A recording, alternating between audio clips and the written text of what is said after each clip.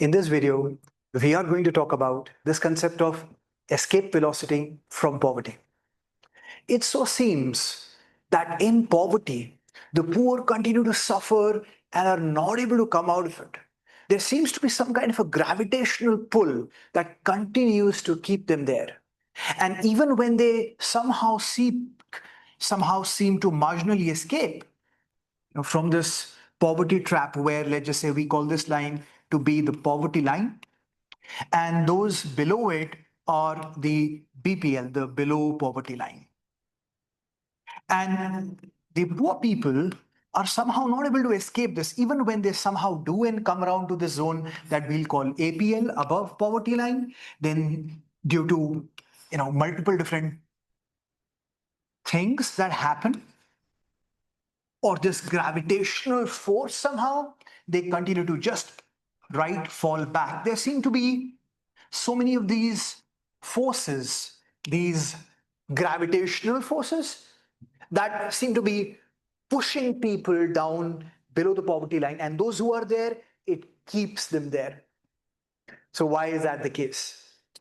It looks like this concept of escape velocity will, like when we launch a rocket, and nearly 90 to 95% of the fuel of the rocket is, maybe we're launching a satellite, and 95% of the fuel is used to simply escape the gravitational pull of the Earth. But with the remaining 5 to 10% of the fuel, right, it reaches Moon or Mars or wherever it has to go. And that is what it looks like here when we are studying poverty. And that is to say that there seem to be certain magical forces in operation which seem to be keeping the poor people poor. We want to understand what are these magical forces. So it looks like when people are in poverty, then in contrast to the effort that one may put in getting out of poverty, the actual result in terms of class mobility, which means how much you're able to change your position in terms of, let's just say, money, right? The gain is much less in contrast to your effort. But for the rich, with quite less effort, their wealth is able to make much more wealth for them. So their class results in terms of wealth, so the gain is quite significantly high. So why is that the case? What are these forces, these gravitational forces, magical forces? What are these forces? So let's look at it another way. So if this is our society with its various levels of hierarchy, and an individual, we find,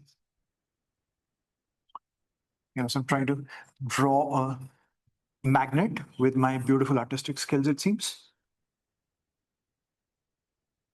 So there are these magnets, so to say, magnets of disability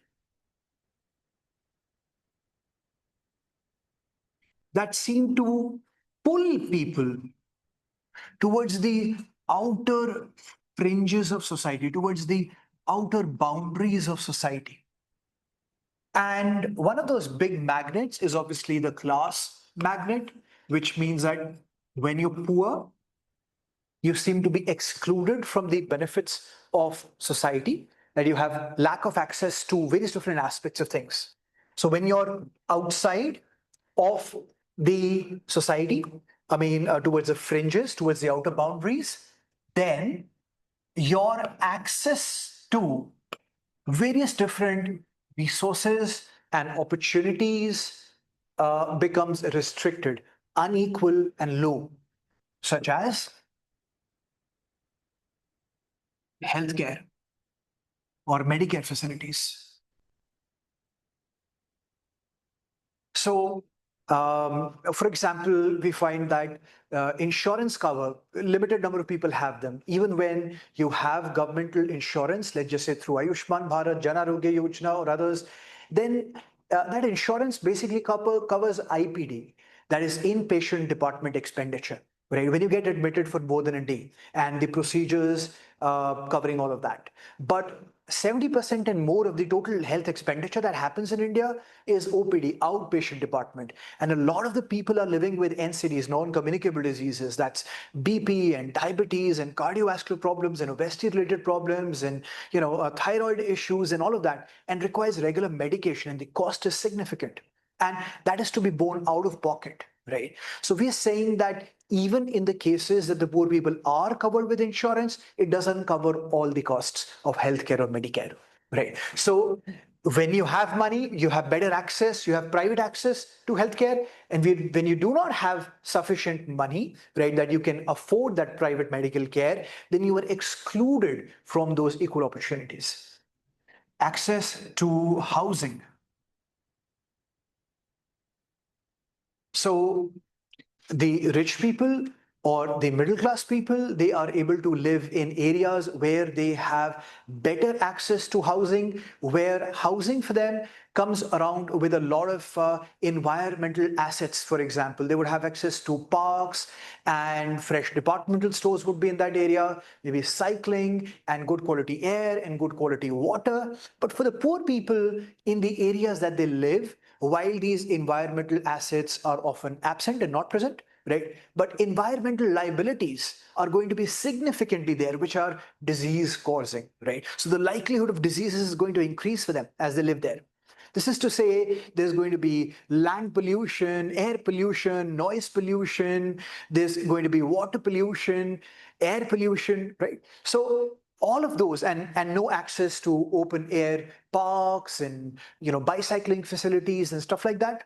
And that is going to cause a considerable higher likelihood of the disease burden, right, on them. So unequal access to housing with its implications, and then um, access to law and order.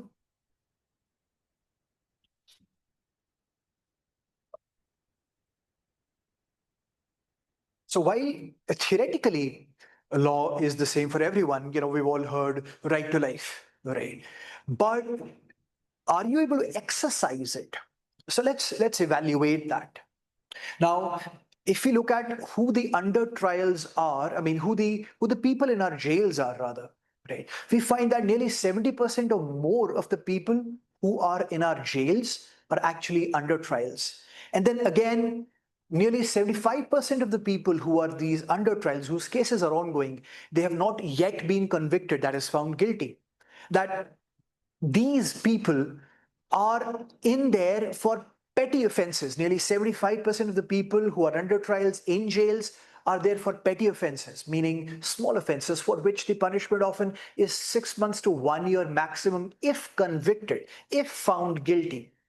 But yet still, many people have been languishing, have been there in jails for periods of way much more than the maximum punishment that they could get.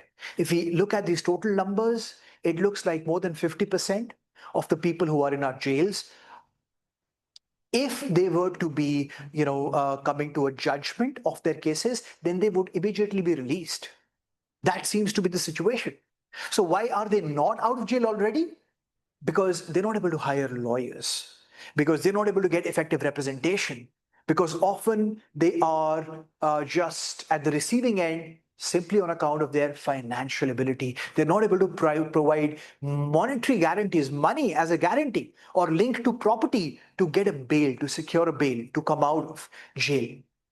And so we find that while law and order is theoretically saying everybody's equal, but you being able to exercise those rights, that depends upon money. So what your position is. So when you are poor, right, well, then those rights are not really working as effectively for you anymore. And then let's just say we're talking about maybe other facilities. So healthcare and housing and law and order and uh, medical care facilities, yes, we've talked about. So education. So while people do have access to education through even free government schemes, However, the quality of education that they may have access to does vary between both public and private schools, and depending upon the kind of school that you're going to, right? And the end result can significantly vary because private coachings and all the facilities that the middle class and the upper class families children are going to get makes the competitive field unequal for a lot of people, especially the poor. So we find that at the at the scale of poverty, when people are poor, then they are experiencing social exclusion from a wide variety of forces. And this leads them to poverty. Now, it keeps them there in poverty. Now, we've spoken about why people remain in poverty. Why do people remain in poverty? There is an adjunct question, a related question that often crops up in the minds of people. And that question is relating to, isn't it really their own burden to come out of poverty? Isn't it really their responsibility? Because, you know, you may have seen somebody getting drunk or having too much tobacco, or the idea is, aren't just poor people lazy? And if we do hard work long enough, then we basically get out of poverty. So isn't it the poor people's problem? They're not making good investment decisions in where they invest and what they do. Isn't that really the problem? So, okay, we understood that when you are in poverty, you've got all these factors that are keeping you in poverty, but then isn't it your own responsibility? Are you not to blame? Well, we're going to explore this question into our next video. In this video, as a reminder, what we've understood is the concept of escape velocity from poverty and the concept of social exclusion, which refers to having unequal access to resources or opportunities. We have talked about, on the basis of poverty, the social exclusion that occurs.